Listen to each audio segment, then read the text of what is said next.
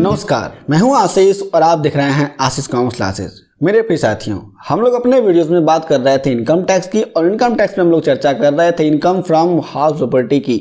यदि आपके पास कोई भी प्रश्न है तो उन सारे के सारे प्रश्नों को हमें बताएं, आपके सही प्रश्न का उत्तर हम लोग जरूर देंगे।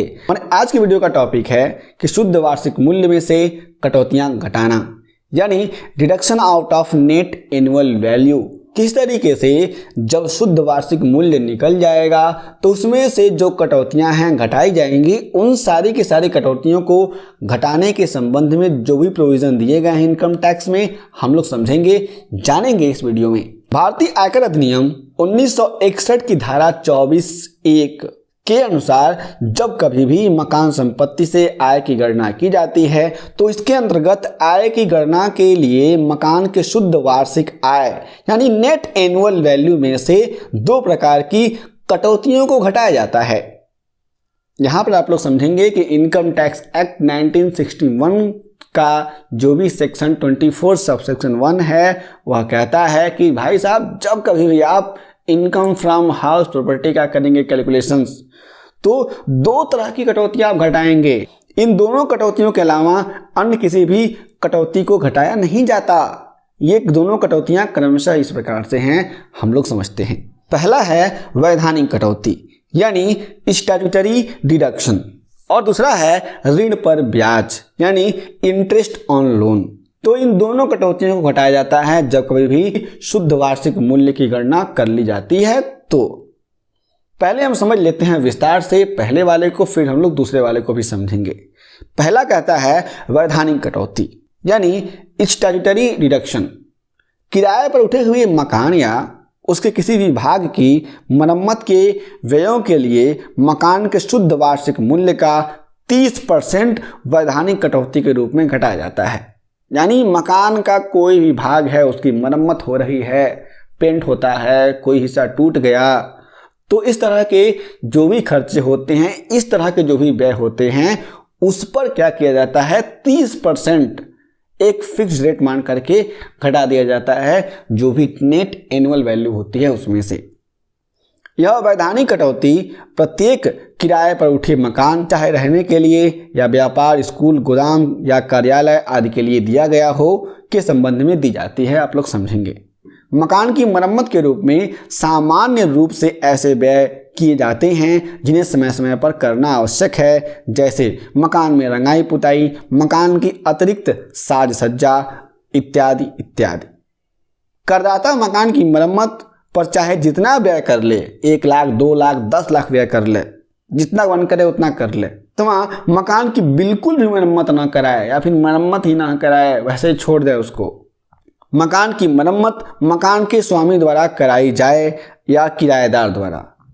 मकान पूरे वर्ष किराए पर उठा रहे अथवा कुछ माह खाली रहे, इन सभी दशाओं में यह कटौती शुद्ध वार्षिक मूल्य के 30% के बराबर दी जाती है।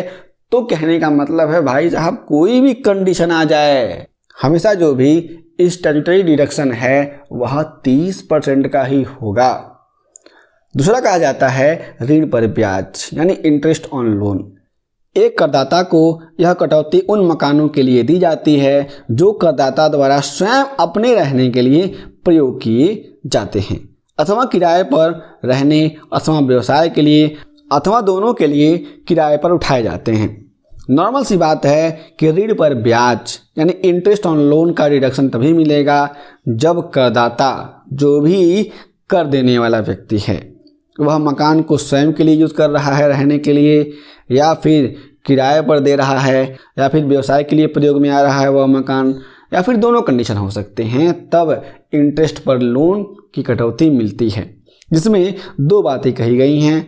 ए यानी पहला है कि करदाता द्वारा स्वयं रहने में प्रयुक्त मकान के संबंध में ब्याज की कटौती, जो करदाता है वह स्वयं रहता है उस मकान में, तो उसके संबंध में जो भी इंटरेस्ट है, जो ब्याज है, उसकी कटौती क्या होगी। इस प्रकार की कटौती मकान मालिक के द्वारा स्वयं रहने में प्रयुक्त मकान के संबंध में लिए हुए ऋण पर दी जाती है। करदाता मकान संपत्ति को खरीदने, निर्माण कराने, पुनर्निर्माण कराने तथा मरम्मत कराने के लिए ऋण लेता है, जिस पर उसे ब्याज चुकाना होता है।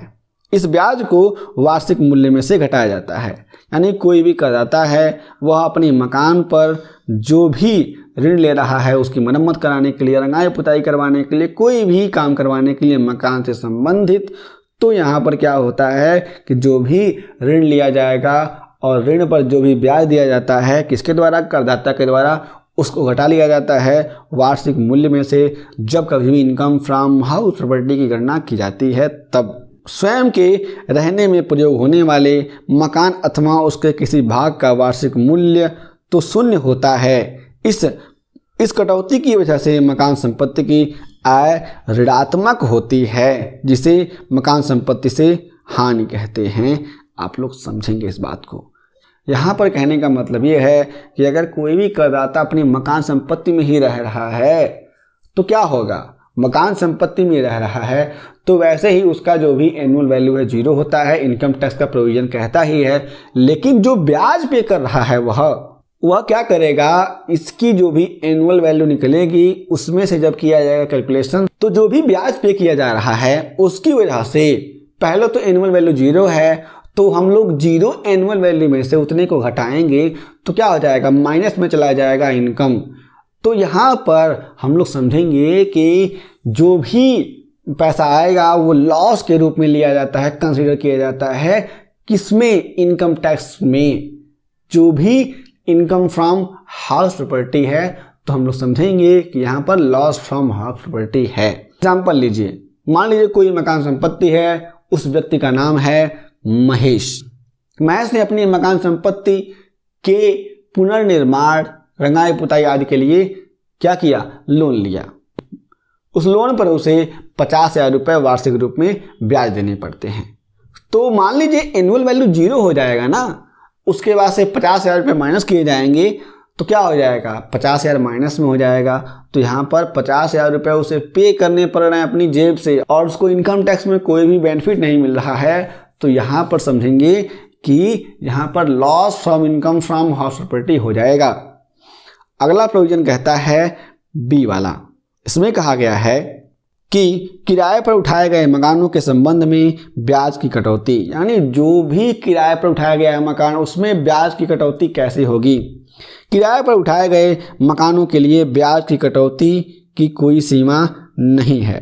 जितनी ब्याज की राशि वास्तविक रूप में गणना करके होती है उसी राशि को शुद्ध वार्षिक मूल्य से घटा दिया जाता है।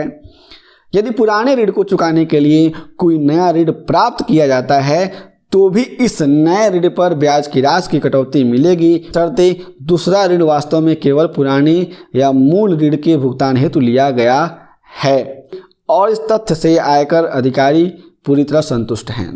नॉर्मल सी बात है कि अगर कोई भी मकान संपत्ति किराए पर दिया गया है तो उस कंडीशंस में उसके रिनोवेशन में जो भी खर्चा किया गया है, लोन लिया गया है, उस पर जो ब्याज दिया जा रहा है उसमें कोई भी अधिकतम सीमा नहीं है कटौती की। सारे के सारे पैसे को यहाँ पे क्या किया जाएगा, डिडक्शन में डाल दिया जाता है और यहाँ पर डिडक्शन ले लिया जाता है।